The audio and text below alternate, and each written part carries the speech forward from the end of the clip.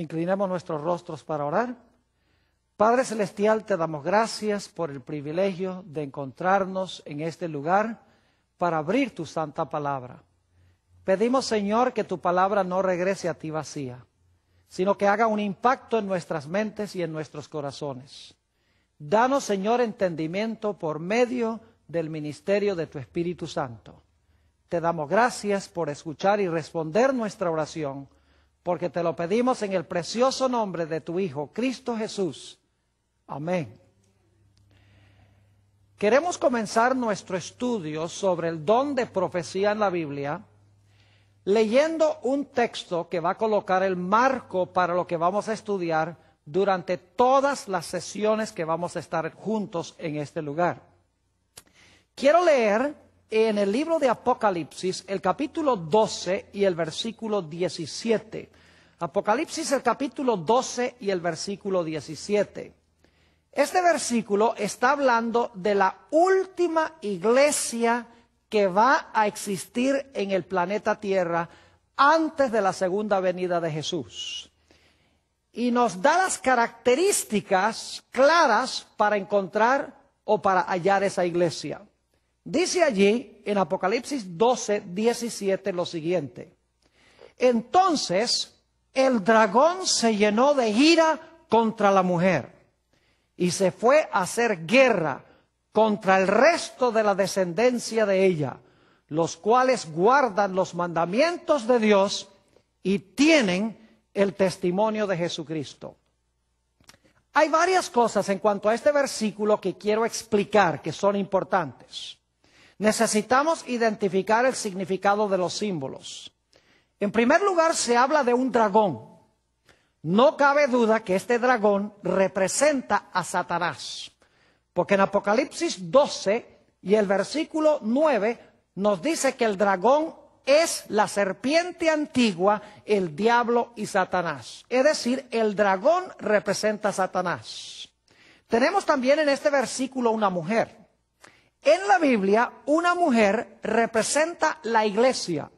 Y como esta es una mujer pura, tenemos representada una iglesia pura. Noten entonces que el dragón Satanás está airado con la iglesia. Y dice que Satanás se va a hacer guerra, como dice aquí en la versión del 60, contra el resto de la descendencia de ella. Me gusta más algunas otras versiones que dicen se fue a hacer guerra contra el remanente de la simiente de ella. Es decir, el resto, lo que queda al final de la mujer, la última iglesia. Y noten que esta iglesia tiene dos características cardinales. Dice en primer lugar que guardan los mandamientos de Dios y en segundo lugar tienen el testimonio de Jesucristo. Ahora, esa palabra tienen allí se podría traducir mejor poseen.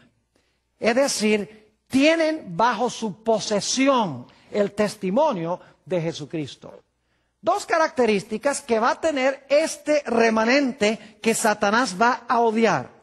En primer lugar, guardan los mandamientos de Dios. No cabe duda de que aquí está hablando de los 10 mandamientos de la santa ley de Dios. Pero nos dice que además de guardar los mandamientos, tienen o poseen el testimonio de Jesucristo. Ahora, inmediatamente nos preguntamos, ¿qué es el testimonio de Jesucristo? Sabemos que la última iglesia, el remanente de la simiente de la mujer, tiene el testimonio de Jesucristo. ¿Pero qué es eso? Vamos en nuestras Biblias, Apocalipsis, el capítulo 19 y el versículo 10, a donde se explica el significado del testimonio de Jesucristo. Dice allí en Apocalipsis 19 y el versículo 10, está hablando aquí del apóstol Juan, se le aparece un ángel majestuoso y Juan siente el deseo de adorar a este ángel. Dice en el versículo 10, yo me postré a sus pies para adorarle. Y él me dijo, mira, no lo hagas. Yo soy consiervo tuyo, ahora escuchen esto, de tus hermanos que tienen el testimonio de Jesús. ¿Qué es lo que tienen los hermanos de Juan? Tienen el testimonio de Jesús. Y luego dice, adora a Dios, porque el testimonio de Jesús es el espíritu de la profecía. Ahora tenemos una definición de lo que es el testimonio de Jesucristo. Nos dice, el testimonio de Jesucristo es el espíritu de profecía. Y dicho sea de paso, el texto también nos dice que son los hermanos de Juan los que tienen el espíritu de profecía o los que tienen el testimonio de Jesucristo. Así que por ahora necesitamos entender que el testimonio de Jesucristo es el espíritu de profecía. Ahora, hay un texto más que quiero que miremos a manera de introducción a nuestro tema. Apocalipsis, el capítulo 22 y el versículo 9. Apocalipsis 22 y el versículo 9. Nuevamente se le aparece a Juan un ángel majestuoso y Juan está tan deslumbrado que siente el deseo de arrodillarse y adorar a ese ángel. Y el ángel nuevamente le dice, no lo hagas. Vamos a leer el versículo 9. Pero él me dijo, mira, no lo hagas, porque yo soy consiervo tuyo, y ahora escuchen bien, y de tus hermanos los profetas, y de los que guardan las palabras de este libro, adora a Dios. Ahora vamos a juntar las enseñanzas centrales de estos tres versículos. Hemos visto que Satanás va a odiar la iglesia remanente porque tiene o posee el testimonio de Jesucristo. Hemos visto que el testimonio de Jesucristo es el espíritu de la profecía y que los hermanos de Juan son los que tienen el espíritu de profecía. Pero en Apocalipsis 22:9 identifica a los hermanos de Juan como los profetas. Fíjense que dice, y de tus hermanos los profetas. Es decir, en Apocalipsis 19:10, los hermanos de Juan tienen el espíritu de profecía o el testimonio de Jesucristo. En el 22:9 se identifican esos hermanos como profetas. Ahora, necesitamos ir por unos momentos a definir lo que significa esa expresión espíritu de profecía. ¿Qué significa la expresión espíritu de profecía? Vamos a buscar en nuestras Biblias, Primera de San Pedro, el capítulo 1 y el versículo 10 al 12, para encontrar la definición de lo que significa la expresión espíritu de profecía. Ya hemos visto que el espíritu de profecía que tienen los hermanos de Juan es lo mismo que ser un profeta, es decir, el testimonio de Jesús es el espíritu de profecía y el espíritu de profecía es ser un profeta. Ahora, vamos a definir un poco más exactamente con la Biblia lo que significa el espíritu de profecía, esa expresión. Primera de Pedro, el capítulo 1 y los versículos 10 al 12. Aquí dice, los profetas que profetizaron de la gracia destinada a vosotros, inquirieron y diligentemente indagaron acerca de esta salvación. Lo que está diciendo este texto es que los profetas del Antiguo Testamento que profetizaron de la gracia que iba a venir, es decir, en cuanto a Jesús, quien iba a venir en el futuro, dice que inquirieron, es decir, investigaron y diligentemente indagaron acerca de esta salvación. Querían saber más en cuanto a la venida de Jesús en el futuro. Sigue diciendo, escudriñando qué persona y qué tiempo indicaba el Espíritu de Cristo que estaba en ellos, es decir, en los profetas, el cual anunciaba de antemano los sufrimientos de Cristo y las glorias que vendrían tras ellos. A estos se les reveló que no para sí mismos, sino para nosotros administraban las cosas que ahora os son anunciadas por los que han predicado el Evangelio por el Espíritu Santo, enviado del cielo, cosas en las cuales anhelan mirar los ángeles. Lo que está diciendo este pasaje es que en los profetas del Antiguo Testamento estaba presente el Espíritu de Cristo. Y el Espíritu de Cristo les ayudó a indagar, a investigar quién y en qué punto de tiempo iba a venir para traer la salvación a la raza humana. Lo que quiero que notemos es que los profetas que profetizaron tenían el Espíritu de Cristo, es decir, tenían el Espíritu Santo. Por esa razón es que en Apocalipsis 19 y el versículo 10, al testimonio de Jesucristo se le llama el Espíritu de profecía, porque el Espíritu Santo es el que da el don de profecía a los profetas para que ellos puedan anunciar lo que va a venir. Es el Espíritu de profecía porque la profecía es uno de los dones que concede el Espíritu Santo. Notemos también Zacarías el capítulo 7 y el versículo 12. Zacarías el capítulo 7 y el versículo 12. Estamos estudiando qué significa la expresión espíritu de profecía. Aquí dice en Zacarías 7:12, hablando del pueblo de Israel, y pusieron su corazón como diamante, es decir, endurecieron su corazón porque el diamante es duro, para no oír la ley, ni las palabras que Jehová de los ejércitos, noten esto, enviaba por su espíritu. ¿Cómo era que Dios enviaba su mensaje? Por medio de su espíritu. Sigue diciendo, por medio de los profetas primeros. Vino, por tanto, gran enojo de parte de Jehová de los ejércitos. En este texto nos está diciendo que Dios enviaba mensajes por su espíritu y luego nos dice que fue por medio de los profetas primeros. Es decir, el mensaje que entregaba el profeta era un mensaje inspirado por el Espíritu Santo y por eso se le llama el espíritu de la profecía. Notemos también 1 de Corintios, el capítulo 12 y el versículo 7. Este capítulo tiene que ver con los dones del Espíritu Santo que Dios ha dado a la iglesia. Y quiero que noten quién es el que da esos dones a la iglesia, uno de los cuales es el espíritu de profecía.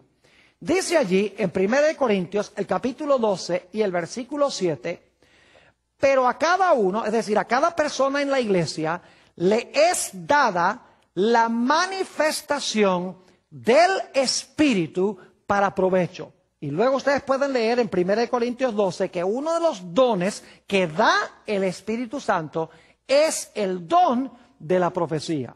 Por eso se le llama el espíritu de la profecía, porque el Espíritu Santo es el que da el don de la profecía. Nuevamente dice, pero a cada uno le es dada la manifestación del Espíritu para provecho. Y en el contexto, uno de esos dones que da el Espíritu Santo es el don de la profecía.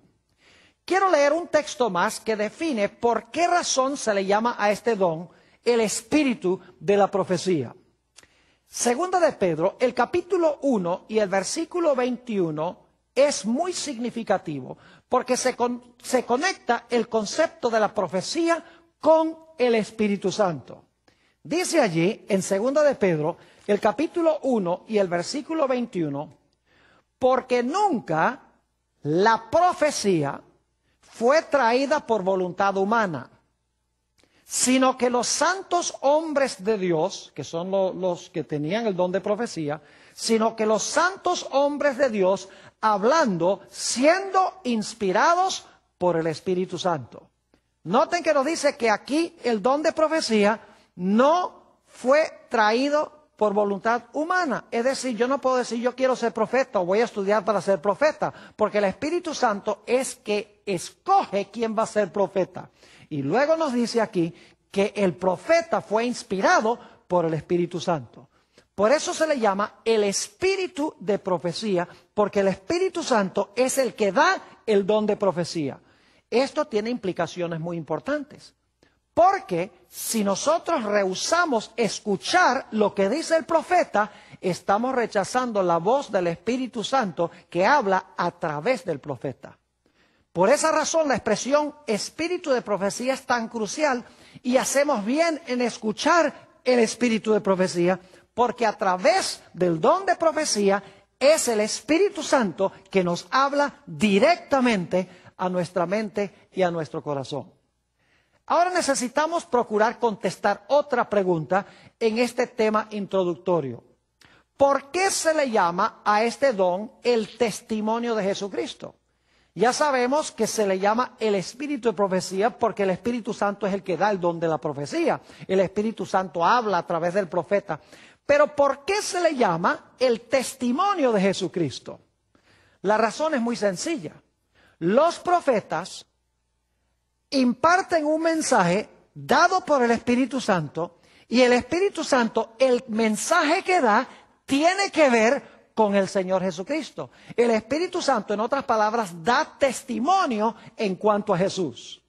En realidad, todos los autores del Antiguo Testamento tenían el testimonio de Jesucristo. ¿Sabían ustedes que todas las escrituras del Antiguo Testamento se les llama el testimonio de Jesucristo? Note lo que dice San Juan 5 y el versículo 39. San Juan 5 y el versículo 39, Jesús aquí está hablando a un grupo de judíos en su época y dice lo siguiente: escudriñad las escrituras, son las escrituras del Antiguo Testamento, porque a vosotros os parece que en ellas tenéis la vida eterna y ellas son las que dan testimonio de mí. Las escrituras dan testimonio ¿de quién? De Jesús. Aquí está hablando del Antiguo Testamento, es decir, todo el Antiguo Testamento es el testimonio de Jesucristo, porque el Antiguo Testamento enseña en cuanto a Jesús. El Espíritu Santo, cuando da el mensaje al profeta, es un mensaje que tiene que ver con el Señor Jesucristo. Noten también que Juan el Bautista, quien fue el mayor de los profetas según Jesús, tenía también el testimonio de Jesucristo. Noten San Juan, el capítulo 1 y el versículo 6 al 8. San Juan, el capítulo 1 y el versículo 6 hasta el versículo 8. Aquí está hablando de Juan el Bautista, que según Jesús, como les mencioné, fue el mayor de todos los profetas. Dice, hubo un hombre enviado de Dios, el cual se llamaba Juan. Ahora noten lo que dice. Este vino por testimonio, para que diese testimonio de la luz, a fin de que todos creyesen por él. No era él la luz, sino para que diese testimonio de la luz. 3 veces en estos versículos se enfatiza que Juan el Bautista vino para dar testimonio de Jesús o para dar testimonio en cuanto a la luz. Es decir, un profeta para ser verdadero tiene que exaltar a Cristo Jesús. Porque el Espíritu Santo, al hablar a través del profeta, lo que el profeta hace es impartir un mensaje en cuanto a Jesús para atraer la atención a Jesús, para atraer a la gente al Señor Jesucristo. Ahora, quiero que notemos también Apocalipsis 1, 1 y 2. ¿Saben ustedes que Juan, el que escribió el libro de Apocalipsis, tenía también el testimonio de Jesús? Claro que sí, porque era profeta. Y en realidad en el libro de Apocalipsis su propósito es exaltar a Jesús. Noten Apocalipsis el capítulo 1 y el versículo 1 y 2. Dice, la revelación de Jesucristo que Dios le dio para manifestar a sus siervos las cosas que deben suceder pronto. Y la declaró enviándola por medio de su ángel a su siervo Juan, que ha dado, ahora escuchen bien, que ha dado testimonio de la palabra de Dios y del testimonio de Jesucristo y de todas las cosas que ha visto. Fíjense que Juan, según este texto, tenía el testimonio de Jesucristo, porque era profeta. El Espíritu Santo habló a Juan en cuanto a Jesús y Juan ahora imparte el mensaje que le dio el Espíritu Santo en cuanto a Jesús a la iglesia. Por eso se le llama el testimonio de Jesús, porque el profeta testifica o enseña en cuanto a Cristo Jesús. Y es el espíritu de profecía, porque el Espíritu Santo es el que da el don de profecía para exaltar al Señor Jesús. Ahora, en el epílogo del libro de Apocalipsis encontramos nuevamente la idea de que este libro de Apocalipsis es el testimonio de Jesús. Noten lo que dice Apocalipsis el capítulo 22 y el versículo 16. Apocalipsis 22 y el versículo 16. Aquí está hablando Jesús.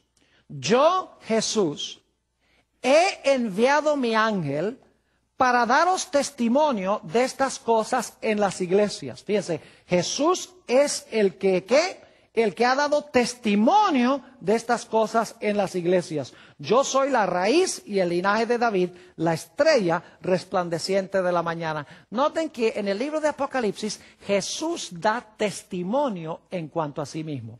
Es decir, que si ustedes leen algún libro donde el énfasis es en la guerra entre los árabes y entre los judíos y todo este panorama político del mundo, pero no está Jesús allí, en ese panorama, no puede ser una interpretación correcta de las profecías, porque el libro de Apocalipsis da testimonio en cuanto a Jesús. Jesús está en el centro de este libro. Espero que haya quedado claro entonces lo que significa el espíritu de profecía y el testimonio de Jesús. En realidad lo que sucede es que el Espíritu Santo habla al profeta en cuanto a Jesús y luego el profeta imparte el testimonio de Jesús a los que escuchan o a los que leen el mensaje que está impartiendo. ¿Qué significa esto?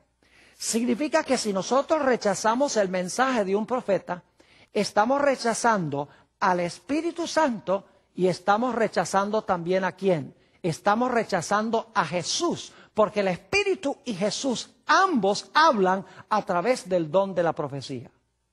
Ahora surge una pregunta muy importante y es esta. ¿A quién es que le habla específicamente un profeta? ¿Saben ustedes que los profetas de la Biblia no fueron levantados primordialmente por Dios para hablarle a la gente que no son cristianos? No fueron levantados para hablarle a los mundanos, impartirle un mensaje a los que no confiesan el nombre de Jesús. En la Biblia, con muy pocas excepciones, el profeta es levantado para impartir un mensaje a la iglesia. Es decir, su tarea tiene que ver no con los de afuera, sino que es un mensaje que tiene que ver con los de adentro. Y generalmente, los de adentro tienen la tendencia a rechazar el mensaje que imparte el profeta. Permítame leer 1 Corintios, el capítulo 14 y el versículo 22, a donde el apóstol Pablo nos dice a quienes se enfoca especialmente el don de profecía. Dice allí el apóstol San Pablo, así que las lenguas son por señal, no a los creyentes, sino a los incrédulos. Es decir, el don de lenguas es para persuadir o convencer a los incrédulos, a los que no profesan el nombre de Jesús. La última parte del versículo dice, pero la profecía no a los incrédulos, sino a ¿quiénes? Sino a los creyentes. Ahora, lo interesante es que cuando uno examina la Biblia y estudia en cuanto a los profetas que fueron enviados al pueblo de Dios, casi en todos los casos el pueblo rechazó el mensaje del profeta. Noten, por ejemplo, Segunda de Crónicas, el capítulo 36 y los versículos 15 y 16. Segunda de Crónicas, el capítulo 36 y el versículo 15 y 16. Aquí Dios habla de los mensajes que Él impartió a su pueblo, Israel, en el Antiguo Testamento. Y cómo reaccionó el pueblo de Israel al mensaje de Dios. Dice allí, y Jehová, el Dios de sus padres, envió constantemente palabra a ellos por medio de sus mensajeros. Y ahora, ¿por qué fue que Dios mandó mensajes a través de estos mensajeros especiales? Dice, porque Él tenía misericordia de su pueblo y de su habitación. Noten que los mensajes de los profetas son por misericordia de Dios a su pueblo. Ahora noten la reacción de la gente, mas ellos hacían escarnio de los mensajeros de Dios y menospreciaron sus palabras, burlándose de sus profetas, hasta que la ira de Jehová subió contra su pueblo y no hubo ya remedio. Noten que Dios por misericordia levantó profetas para impartir mensajes a su pueblo. Y dice aquí que su pueblo, en vez de recibir los mensajes de misericordia, se levantó contra esos mensajes, menospreciaron a los profetas. Y saben ustedes, yo no conozco ni un solo profeta en la Biblia que la gente haya querido. Puedo mencionar a varios. Por ejemplo, Jeremías fue echado al calabozo. Isaías lo encerraron en un tronco y serrucharon el tronco en dos. A Elías lo persiguió Jezabel buscándolo para matarlo. A Juan el Bautista le cortaron la cabeza. Es decir, los profetas que eran enviados al pueblo de Dios eran odiados por el mismo pueblo de Dios, aun cuando Dios enviaba el mensaje por misericordia a ellos. Noten Isaías, el capítulo 30 y el versículo 8 al 11. Nuevamente habla de la respuesta del pueblo a los mensajes de los profetas. Isaías 30 y el versículo 8 hasta el versículo 11. Dice, ve pues ahora y escribe esta visión en una tabla delante de ellos y regístrala en un libro para que quede hasta el día postrero, eternamente y para siempre. Fíjense que Dios dice, registra esto en un libro para que no se borre nunca. Sigue diciendo, porque este pueblo es rebelde, hijos mentirosos, hijos que no quisieron oír la ley de Jehová, que dicen a los videntes, es otro nombre para profetas, que dicen a los videntes, no veáis, y a los profetas, no nos profeticéis lo recto, decidnos cosas halagüeñas, profetizad mentiras, dejad el camino, apartaos de la senda, quitad de nuestra presencia al Santo de Israel. Fíjense la respuesta del pueblo a Jehová. Dice, no queremos nada contigo, no queremos tus videntes, no queremos tus mensajeros, no queremos tus profetas. Casi invariablemente cuando Dios enviaba un profeta a Israel, la gente rechazaba el mensaje del profeta, aun cuando era por misericordia de Dios. Esto sucedió también con los escribas y fariseos en los días de Jesús. Noten Mateo, el capítulo 23 y los versículos 29 y 30. San Mateo 23 y los versículos 29 y 30. Este capítulo tiene los famosos ayes sobre los escribas y fariseos, a quienes Jesús llamó hipócritas. Dice allí, ay de vosotros, escribas y fariseos hipócritas, porque edificáis los sepulcros de los profetas y adornáis los monumentos de los justos. Y decís, si hubiésemos vivido en los días de nuestros padres, no hubiéramos sido sus cómplices en la sangre de los profetas. Es decir, en los días de Jesús, los escribas y los fariseos estaban diciendo, esa gente del Antiguo Testamento que mataba a los profetas, si nosotros hubiéramos vivido allá, nunca hubiéramos matado a los profetas. Y sin embargo, ya para este tiempo estaban haciendo planes de matar a Jesús.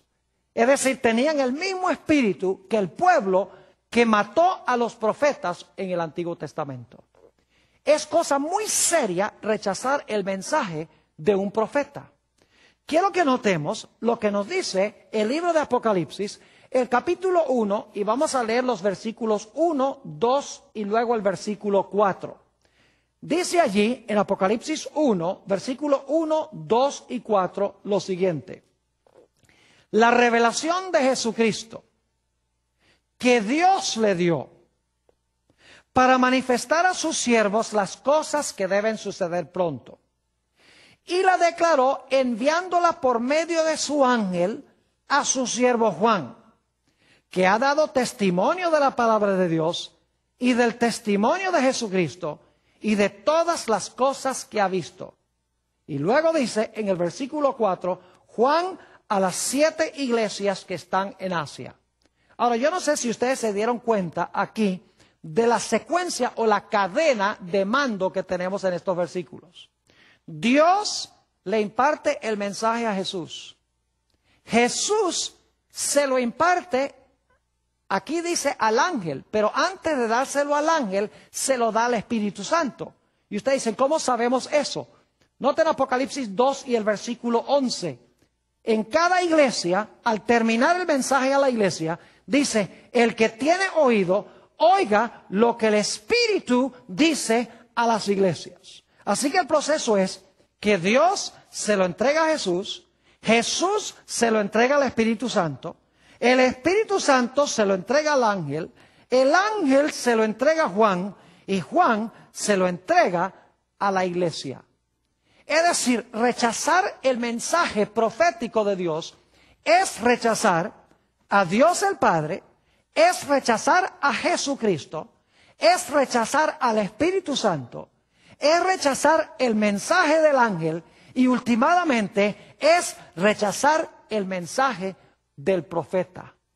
Es cosa muy seria, en otras palabras, rechazar el mensaje que Dios imparte a su iglesia por medio de los profetas. Ahora, una de las preguntas que siempre surge cuando uno habla de esto es si una mujer puede ser profeta. Algunos dirán, no, solamente hombres fueron profetas.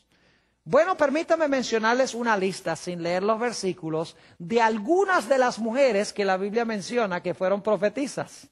Tenemos en primer lugar a Hulda, la profetisa. Le voy a dar las referencias, Segunda de Reyes 22:14. Tenemos a María, la hermana de Moisés, que fue profetisa, según Éxodo 15 y el versículo 20. Tenemos a Débora, según Jueces, el capítulo 4 y el versículo 4. Tenemos a una mujer llamada Noadías, Nehemías 6 y el versículo 14.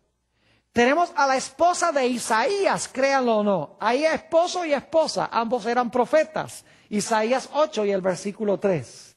Tenemos a Ana, según Lucas el capítulo 2 y el versículo 36, que fue profetisa.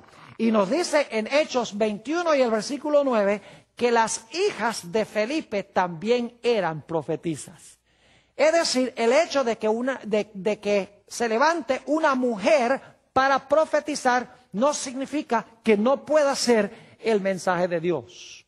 Algunas personas dicen, pastor, ¿usted cree que después del Nuevo Testamento puede haber más profetas? La respuesta es que sí, porque nos dice el apóstol San Pablo que el don de profecía existirá hasta que todos alcancemos la unidad de la fe, hasta que todos alcancemos la plenitud de la estatura de Cristo Jesús. Es decir, el don de profecía no va a desaparecer, sino hasta que Jesús venga. El apóstol San Pablo en 1 Corintios el capítulo 13, en los últimos 2 versículos, nos dice esto. Dice que las profecías cesarán cuando el Señor Jesucristo regrese en poder y gloria. Es decir, que el don de profecía no terminó en el Nuevo Testamento. Después de eso, el don de profecía existe aún en la iglesia hasta el final del tiempo. Ahora, alguno podría decir, pastor, ¿usted cree que alguien que no escribió un libro de la Biblia pueda ser profeta? La respuesta nuevamente es que sí. Permítame mencionarles varias personas que fueron profetas que no escribieron un libro de la Biblia. Tenemos, por ejemplo, a Natán, el profeta. Se menciona en la Biblia, pero no escribió ningún libro. Tenemos a Agías, otro que no es muy conocido, pero la Biblia nos dice que fue profeta. Tenemos a Jehú, también fue profeta. Elías, obviamente. Eliseo fueron profetas.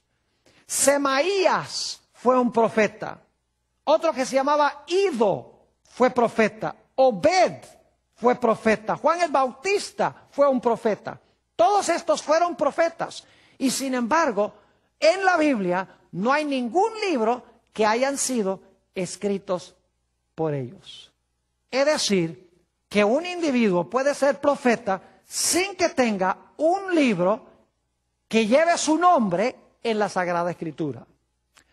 Ahora, ¿cómo mira Dios a una persona que rechaza el don profético o que maltrata al profeta que Dios levantó?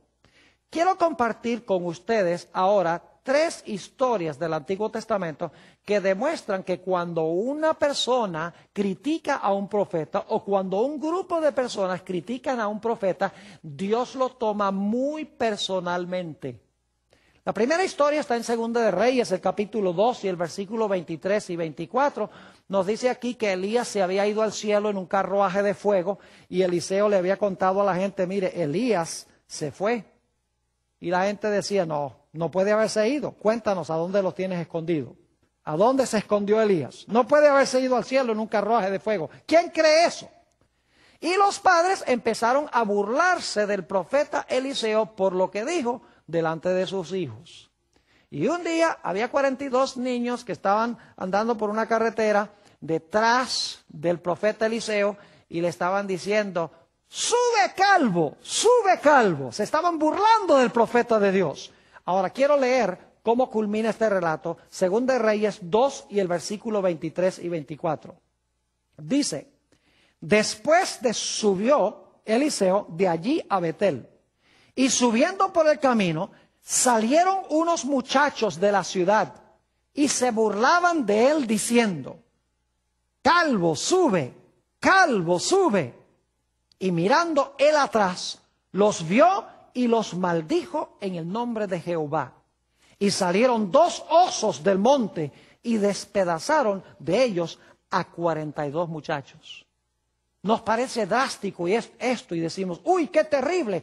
Pero los padres tuvieron la culpa porque estaban criticando al profeta de Dios en frente de sus hijos, y Dios lo tomó muy personalmente. Tenemos también el caso de María y Aarón, que criticaron a Moisés. Dijeron: ¿acaso Moisés es el único que puede impartir mensajes aquí? Nosotros tenemos también mensajes importantes de Dios. Y fíjense que Dios tomó eso muy personalmente cuando rechazaron la autoridad de Moisés, el profeta del Señor.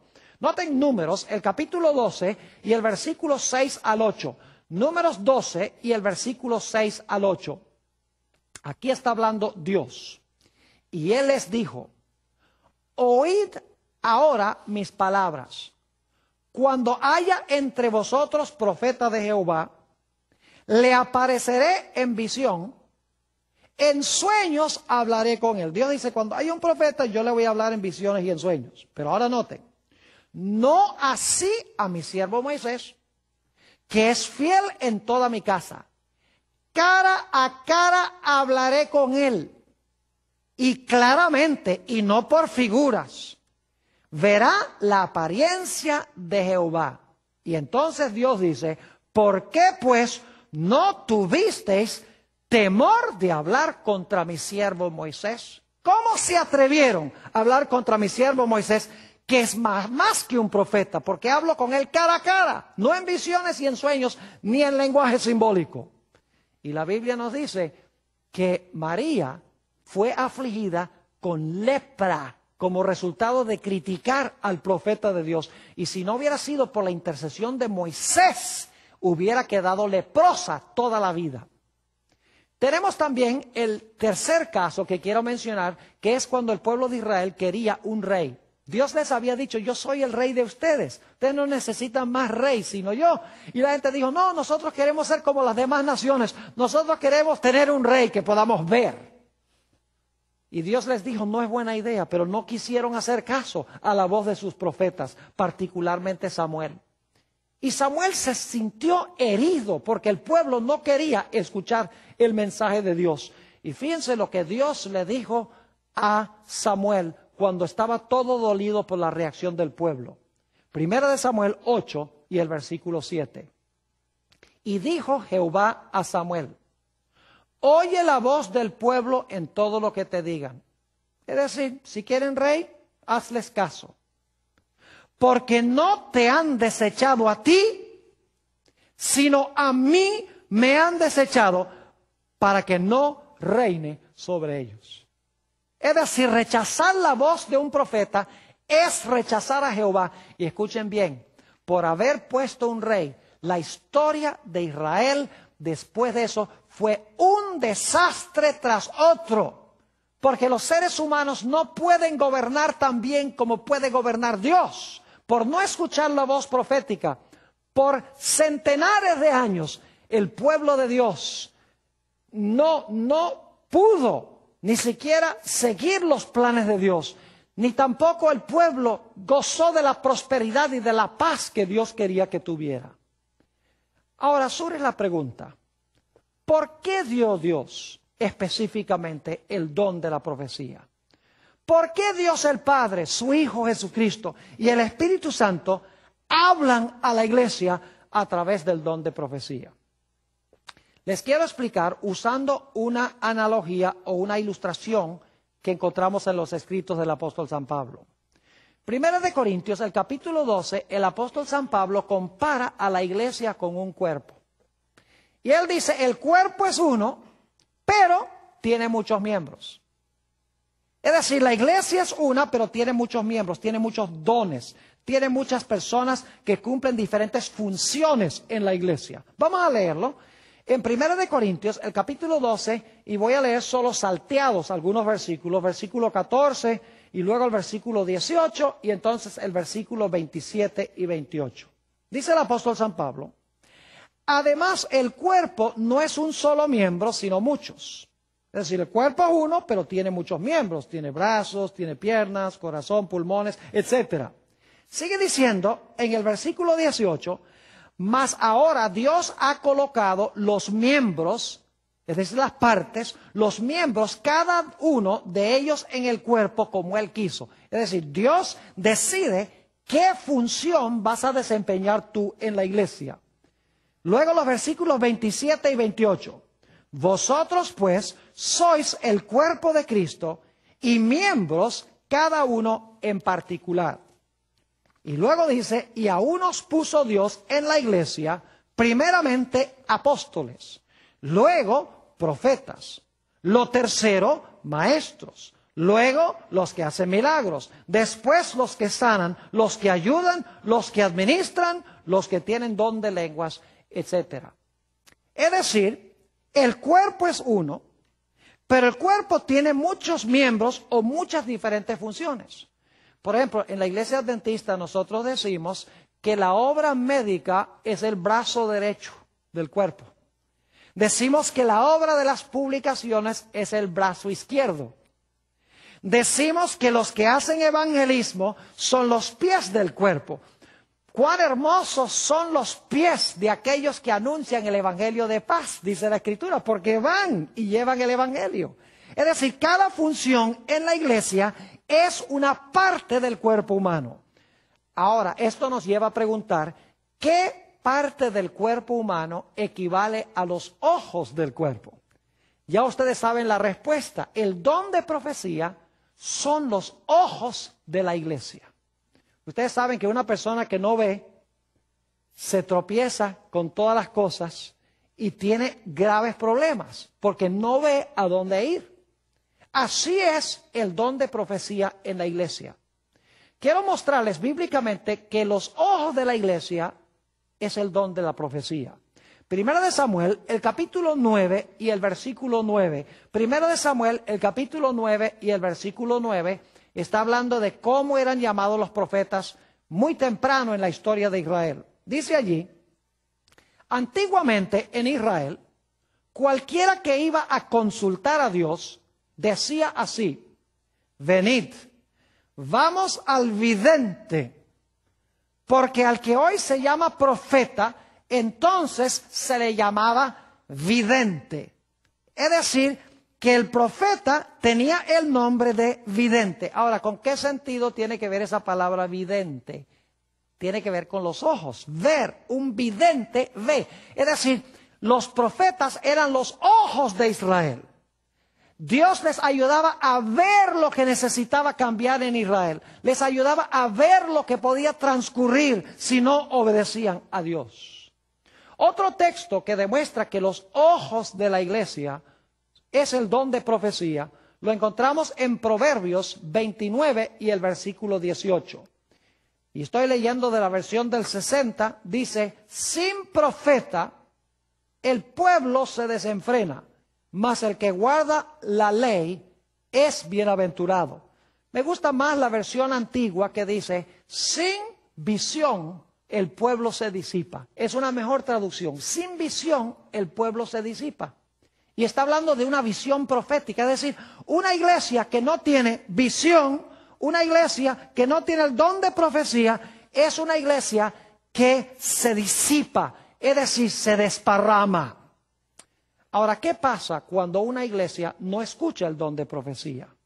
Isaías 29 y el versículo 10 nos explica qué sucede cuando el don de profecía se ignora en la iglesia. Dice allí en Isaías 29 y el versículo 10, porque Jehová derramó sobre vosotros espíritu de sueño. Y ahora escuchen bien. Y cerró los ojos de vuestros profetas. Fíjense nuevamente que el don de profecía se identifica con los ojos. Cerró los ojos de vuestros profetas y puso velo sobre las cabezas de vuestros videntes. Es decir, cuando no hay verdaderos profetas, el pueblo anda a ciegas. Ahora es interesante que en el libro de Apocalipsis tenemos 7 iglesias. Las 7 iglesias representan la historia de la iglesia desde los días de los apóstoles hasta el final de la historia. La 7ª iglesia se llama Laodicea. Es una iglesia que dice que está rica y enriquecida y no necesita nada. Pero Dios dice, estás desnuda, eres miserable, eres pobre y eres ciega. Ahora, ¿por qué será que la iglesia de Laodicea es una iglesia que está ciega? Vamos a leer el versículo. Apocalipsis, el capítulo 3 y el versículo 18. Dios aquí le aconseja a Laodicea comprar algo de él. Dice, por tanto, yo te aconsejo que de mí compres oro refinado en fuego para que seas rico, y vestiduras blancas para vestirte, y que no se descubra la vergüenza de tu desnudez, y ahora escuchen bien, y unge tus ojos con colirio para que veas. ¿Por qué razón la iglesia de Laodicea anda ciegas? Y Dios dice, consigue colirio para que puedas ver. Si el don de profecía constituye los ojos de la iglesia, significa que la iglesia de Laodicea, la última iglesia, que dicho sea de paso es la iglesia nuestra, debe ser que no está haciendo caso al don de profecía. Y por eso es que la iglesia hoy está tan confundida, anda a ciegas y hay tantos conflictos en la iglesia porque la iglesia no puede ver para dónde va porque ha ignorado los ojos de la iglesia, que es el don de la profecía.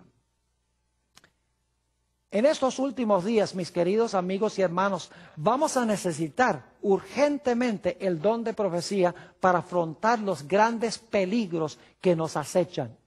Quiero leerles una cita que fue escrita por Elena White, Mensajes Selectos, tomo 1, páginas 54 y 55, donde ella dice que Satanás odia el don de profecía. Y el último engaño de Satanás va a ser tratar de anular el efecto del don de profecía, porque los profetas nos ayudan a ver los engaños de Satanás, desenmascaran a Satanás, y Satanás no quiere que nosotros veamos los peligros, y por eso nos lleva a rechazar el profeta, y así andamos a ciegas.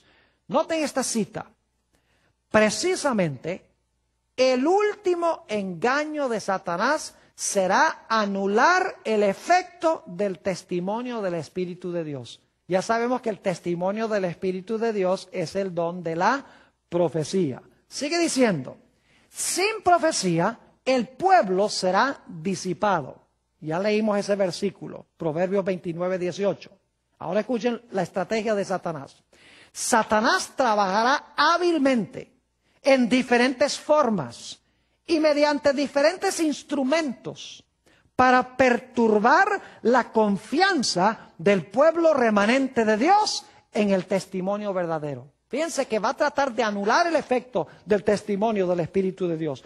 Dice aquí en la cita que lo que Satanás va a hacer es perturbar la confianza del pueblo de Dios en el don de profecía. Sigue diciendo, se encenderá un odio satánico contra los testimonios, es decir, contra el don de profecía. La obra de Satanás será perturbar la fe de las iglesias en ellos. Es decir, quiere perturbar la fe de la iglesia en el don de profecía.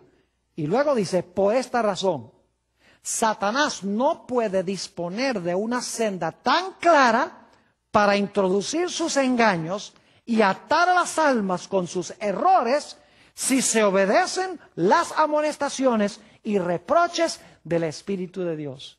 Es decir, si el pueblo obedece lo que dice el don de profecía, tienen vista 20/20 y no se van a dejar engañar. Por eso Satanás dice, no creas en el don de profecía, no creas que Dios levantó un profeta en estos últimos días, porque Él quiere que andemos a ciegas y no veamos los peligros que estamos afrontando en el mundo. Para concluir este tema, yo quiero compartir con ustedes una historia del Antiguo Testamento que ilustra la gran importancia del don profético para consolar, corregir, animar y fortalecer al pueblo de Dios. Porque Dios ha dado este don por misericordia y por amor a su pueblo.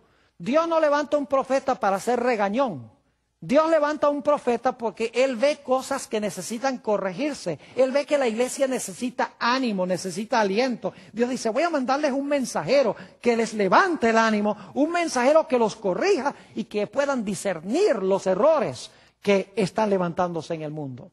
La historia que quiero compartir con ustedes se encuentra en 2 de Crónicas, el capítulo 20, y voy solamente a compartir la historia y a leer algunos pocos versículos que encontramos en este capítulo. Según el versículo 1 de 2 de Crónicas, el capítulo 20, había una triple alianza que venía para atacar al pueblo de Israel. La triple alianza se componía de los amonitas, los moabitas y los habitantes del monte Seir.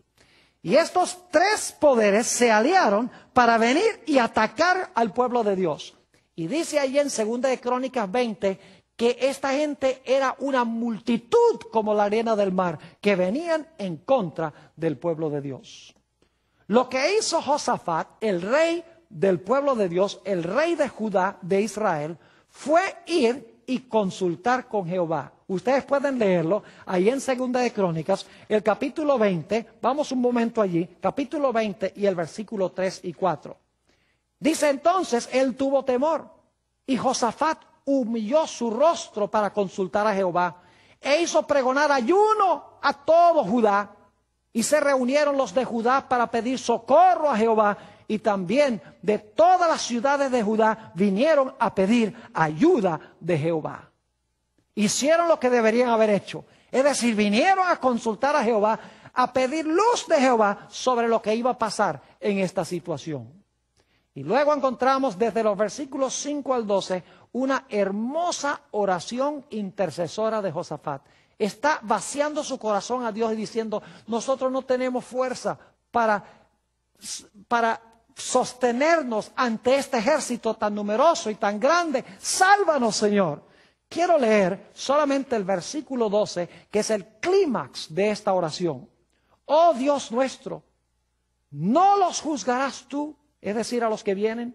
Porque en nosotros no hay fuerza contra tan grande multitud que viene contra nosotros. No sabemos qué hacer y a ti volvemos nuestros ojos. Y luego entonces se levanta en medio del pueblo un profeta. Fíjese, en el momento de crisis, Dios levanta un profeta. Ese profeta se llamaba Jaasiel. Se menciona en el versículo 14. Y Jaasiel tiene unas palabras de mucho ánimo para el pueblo. Quiero leerlas empezando en el versículo 14. Y estaba allí Jaasiel, hijo de Zacarías, hijo de Benaía, hijo de Jehiel, hijo de Matanías, levita de los hijos de Asaf, sobre el cual vino el Espíritu de Jehová en medio de la reunión. Fíjese que recibe el don profético. Y dijo, oíd Judá todo, y vosotros moradores de Jerusalén. Y tú, rey Josafat, Jehová os dice así, no temáis ni os amedrentéis delante de esta multitud tan grande, porque no es vuestra la guerra, sino de Dios. Mañana descenderéis contra ellos. He aquí que ellos subirán por la cuesta de Cis, y los hallaréis junto al arroyo antes del desierto de Jeruel. No habrá para qué peleéis vosotros en este caso. Paraos, estad quietos y ved la salvación de Jehová con vosotros. Oh Judá y Jerusalén, no temáis ni desmayéis. Salid mañana contra ellos, porque Jehová estará con vosotros. Entonces Josafat se inclinó su rostro a tierra, y asimismo todo Judá y los moradores de Jerusalén se postraron delante de Jehová y adoraron a Jehová.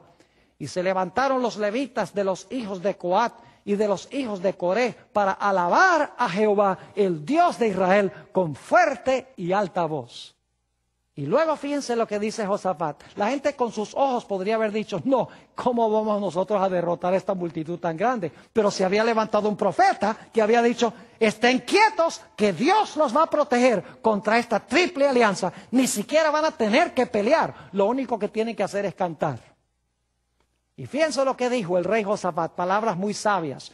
Versículo 20, y cuando se levantaron por la mañana, salieron al desierto de Tecoa. Y mientras ellos salían, Josafat, estando en pie, dijo, oídme, Judá y moradores de Jerusalén, creed en Jehová vuestro Dios y estaréis seguros. Creed a sus profetas y seréis prosperados. Es decir, crean lo que dice el profeta. Dios los va a proteger, Dios los va a cuidar y los va a librar. Y para hacer una larga historia corta, dice la Biblia que cuando vino esta triple alianza, como la arena del mar, a pelear contra el pueblo de Israel, resulta que Dios envió confusión en medio de estos tres poderes. Y en vez de ellos atacar al pueblo de Israel, empezaron a matarse los unos a los otros, que dice la Biblia que no quedó ni uno solo, tal cual lo había dicho el profeta. Nosotros hoy en día afrontamos grandes peligros en el mundo y Dios ha levantado el don de profecía para este tiempo, para consolar y fortalecer a su pueblo.